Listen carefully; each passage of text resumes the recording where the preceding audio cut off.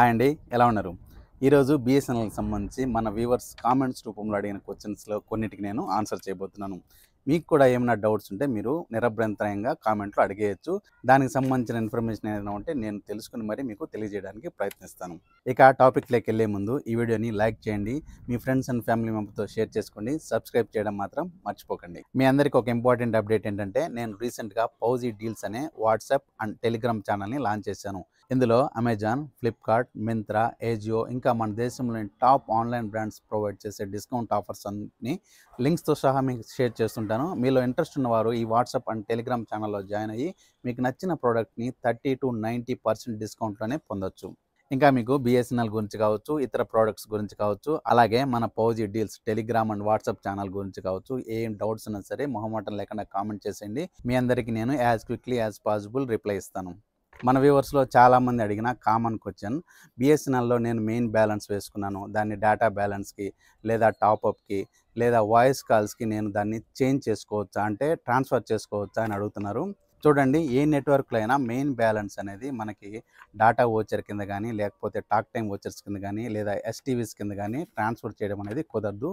Same అలాగే బీఎస్ఎన్ఎల్‌లో కూడా main బ్యాలెన్స్‌ని మనం ఇతర యూసేజ్ కోసం అంటే డేటా వోచర్స్‌గా ఇతర ప్లాన్స్‌కి మనం మళ్లించడం అనేది ఇంపాసిబుల్. ఇతర నెట్వర్క్స్‌తో పాటే బీఎస్ఎన్ఎల్‌లో కూడా ఈ ఫెసిలిటీ అనేది లేదు, గమనించగలరు. నెక్స్ట్, బీఎస్ఎన్ఎల్‌కి సంబంధించిన 4జీ యాప్ ఎప్పుడు లాంచ్ చేస్తారో అని అడుగుతున్నారు. చూడండి, మనకి మై బీఎస్ఎన్ఎల్ యాప్ అనేది ఆల్రెడీ ఉంది. జియోకి ఎలాగో మై జియో యాప్, ఎయిర్టెల్‌కి ఎయిర్టెల్ థాంక్స్ లాంటి యాప్స్ ఎలా ఉన్నాయో బీఎస్ఎన్ఎల్‌కి కూడా మై బీఎస్ఎన్ఎల్ యాప్ అనేది ఉంది. ఇక్కడ మనం గమనించుకోవాల్సింది ఏంటంటే ఈ యాప్స్‌కి అప్డేట్స్ మాత్రమే ఇస్తారు. యాప్‌ని 3జీకి ఒకటి, 4జీకి ఒకటి ఇలా సెపరేట్‌గా అయితే ఉండవు. బీఎస్ఎన్ఎల్‌కి సంబంధించి మై బీఎస్ఎన్ఎల్ యాప్, ఇంకా ఓటీటీ రిలీజెస్ కోసం బీఎస్ఎన్ఎల్ సినిమా ప్లస్ అనే యాప్స్ బీఎస్ఎన్ఎల్‌కి సంబంధించి ఉన్నాయి. వీటికి సంబంధించిన సాఫ్ట్‌వేర్ అప్డేట్స్ అనేటివి ఎప్పటికప్పుడు రిలీజ్ చేస్తూనే ఉంటారు. ఈ యాప్స్‌లో మీకేమైనా సెపరేట్‌గా ఫీచర్స్ కావాలి అనుకుంటే కామెంట్ చేయండి. దీని గురించి మనం బీఎస్ఎన్ఎల్‌ని క్వెషన్ చేద్దాం. తర్వాత మన వ్యూవర్స్‌లో కామన్‌గా అడిగిన మరొక క్వెషన్, మేము ఇతర నెట్వర్క్స్ నుంచి అంటే జియో, ఎయిర్టెల్ లాంటి నెట్వర్క్స్ నుంచి బీఎస్ఎన్ఎల్‌కి వచ్చాము. బీఎస్ఎన్ఎల్‌కి వచ్చిన తర్వాత ఈ హెచ్ ప్లస్ అనే నెట్వర్క్ సింబల్స్‌ని చూస్తున్నాము. అంటే 4జీకి అయితే 4జీ అని, 5జీ అయితే 5జీ అని ఉంటుంది కదా!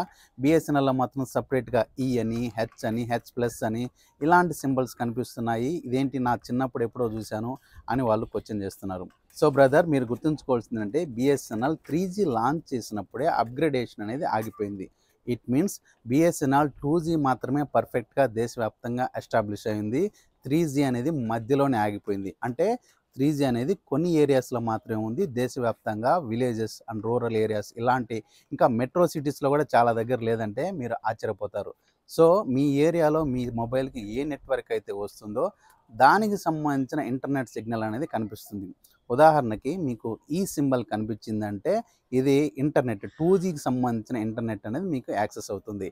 ఈ టైంలో మీకు మహా అంటే 40-60 కేబీ కంటే స్పీడ్ రాదు. ఈ స్పీడ్‌తో మీరు ఏం చేయలేరు. లేటెస్ట్‌గా వస్తున్న మొబైల్ ఫోన్స్‌లోని యాప్స్‌కి సంబంధించిన బ్యాక్‌గ్రౌండ్ రిఫ్రెష్‌కి కూడా ఈ ఇంటర్నెట్ స్పీడ్ అనేది ఏమాత్రం సరిపోదు. సో ఈ సింబల్ వచ్చిందంటే మీకు జస్ట్ ఇంటర్నెట్ కనెక్ట్ అయ్యింది అని మాత్రమే. దాంతో మీరు ఏమీ చేయలేరు. ఒకవేళ ఏదైనా చేయగలిగితే మీ అదృష్టం. ఇక H and H plus signal విషయానికొస్తే ఇది హైబ్రిడ్ అని సూచిస్తుంది. అంటే ఇది 3జీ సిగ్నల్ అనమాట. హెచ్ అంటే 3జీ నెట్ అనేది స్లోగా ఉన్నప్పుడు మీకు హెచ్ చూపిస్తుంది. అదే మంచి కనెక్టివిటీ ఉన్నప్పుడు హెచ్ ప్లస్ అని చూపిస్తుంది. అంటే ఇక్కడ మనకి కాస్త ఇంటర్నెట్ స్పీడ్ అనేది బెటర్‌గా ఉండే అవకాశం ఉంది. అంతేగాని బీఎస్ఎన్ఎల్‌లో 4జీ లాంచ్ చేసిన ఏరియాస్‌లో మాత్రమే మీకు 4జీ సిగ్నల్ చూపిస్తుంది. అది దేశవ్యాప్తంగా మేబీ 10% ఏరియాస్‌లో మాత్రమే ఇప్పుడు 4జీ లాంచ్ అయింది. మిగిలిన 90%లో 4జీ గురించి వెయిట్ చేస్తున్నారు తప్పితే 4జీ గురించి న్యూస్ వింటూ మా ఏరియాలో ఎప్పుడు వస్తుంది అని సెర్చ్ చేసుకుంటున్నారు. ఇది దేశవ్యాప్తంగా రావడానికి మేబీ అక్టోబర్, నవంబర్, డిసెంబర్ అంటున్నారు. అది ఏ సంవత్సరం డిసెంబరో గవర్నమెంట్‌కే తెలియాలి. అది ఎప్పుడు వస్తుందో అప్పటి వరకు మనమైతే వెయిట్ చేయక తప్పదు.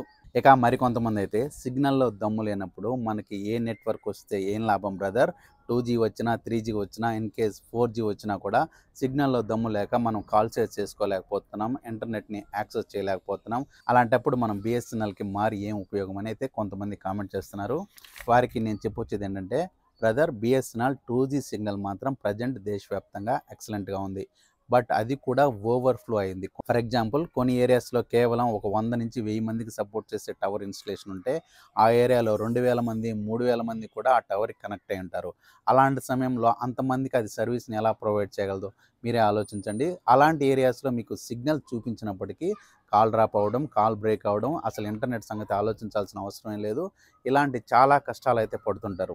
నేను మీకందరికీ మరొకసారి రిక్వెస్ట్ చేసేదేంటంటే, ఎవరైనా సరే ఇతర నెట్వర్క్స్ నుంచి బీఎస్ఎన్ఎల్‌కి షిఫ్ట్ అవుతుంటే, ముందు మీ ఏరియాలో బీఎస్ఎన్ఎల్ సిగ్నల్ ఎలా ఉంది? అసలు కాలింగ్ వస్తుందా లేదా? 2జీ ఎలా ఉంది? 3జీ ఎలా ఉంది? ఇలా వెరిఫై చేసుకొని మాత్రమే మీరు మైగ్రేట్ అవ్వండి. అంతేగాని బీఎస్ఎన్ఎల్ ఛార్జెస్ తక్కువగా ఉన్నాయని చెప్పేసి మీరు షిఫ్ట్ అయిపోతే తర్వాత మీరు ఎక్కరా అయ్యామన్న ఫీల్ అవ్వాల్సి ఉంటుంది. తర్వాత చాలామంది అడిగిన కామన్ డౌట్ బీఎస్ఎన్ఎల్ టారిఫ్ ప్లాన్స్‌లో ఉన్న చిన్న చిన్న వేరియేషన్స్. ఈ వేరియేషన్స్ ఏంటంటే బీఎస్ఎన్ఎల్ రీచార్జ్ ప్లాన్స్‌కి సంబంధించి ఒక రీచార్జ్ ప్లాన్ 100 డేస్ వ్యాలిడిటీ వచ్చి అందులో 15 డేస్ వరకు unlimited voice and data calls అనే ఆఫర్స్ ఉంటాయి. ఇది ప్లాన్‌కి డిఫరెంట్‌గా ఉంటుంది. అందువల్లే మన వాళ్ళు చాలా కన్‌ఫ్యూజ్ అవుతున్నారు. ఇక్కడ మనం అర్థం చేసుకోవాల్సింది ఏంటంటే 100 డేస్ వ్యాలిడిటీ ఉన్న ఒక ప్లాన్‌ని మీరు రీచార్జ్ చేసుకున్నారనుకోండి. ఈ 100 డేస్ వరకు మనకి అన్లిమిటెడ్‌గా ఇన్‌కమింగ్ కాల్స్ వస్తాయి. అలాగే ఎస్ఎంఎస్‌లు కూడా వస్తాయి. ఇంకా ప్లాన్ టారిఫ్ ప్రకారం మీకు 15 days, 20 days unlimited voice calls and data usage వస్తుంది కదా! అది ఆ 20 డేస్ వరకే మనం అవుట్ గోయింగ్ కాల్స్ చేసుకోగలం. అలాగే 2జీ లేదా 3జీ ఇంటర్నెట్‌ని యూజ్ చేసుకోగలం. ఆ తర్వాత కూడా మనం యూజ్ చేసుకోవచ్చు. కానీ దానికోసం మనం స్పెషల్‌గా ఎస్టీవీస్ కానీ, డేటా వోచర్స్ కానీ లేదా వాయిస్ వోచర్స్ కానీ మనం రీచార్జ్ మన ప్లాన్ యాక్టివ్‌గా ఉన్నంత వరకి ఈ యొక్క డేటా వోచర్స్‌తో మనం ఇంటర్నెట్‌ని యాక్సెస్ చేయొచ్చు. అలాగే వాయిస్ వోచర్స్‌తో మనం వాయిస్ కాల్స్ కూడా చేసుకోవచ్చు. బట్ దీనికి సంబంధించిన కాల్ చార్జెస్ అనేవి డిఫరెంట్‌గా ఉంటాయి. అంటే ప్లాన్ బట్టి పర్ సెకండ్ లేదా పర్ మినిట్ ఇలా చార్జెస్ ఉంటాయి. అది ప్లాన్‌కి డిఫరెంట్ ఉంటుంది కాబట్టి ఇక్కడ చాలామంది కన్‌ఫ్యూజ్ అవుతున్నారు. ఇది గమనించండి. మీరు ఏ ప్లాన్ రీచార్జ్ చేసుకుంటున్నారో ఆ ప్లాన్ గురించి ముందుగానే డీటెయిల్డ్‌గా వెరిఫై చేసుకొని ఒక నాలెడ్జ్‌కి వచ్చిన తర్వాత మాత్రమే ఆ ప్లాన్‌ని రీచార్జ్ చేసుకోండి.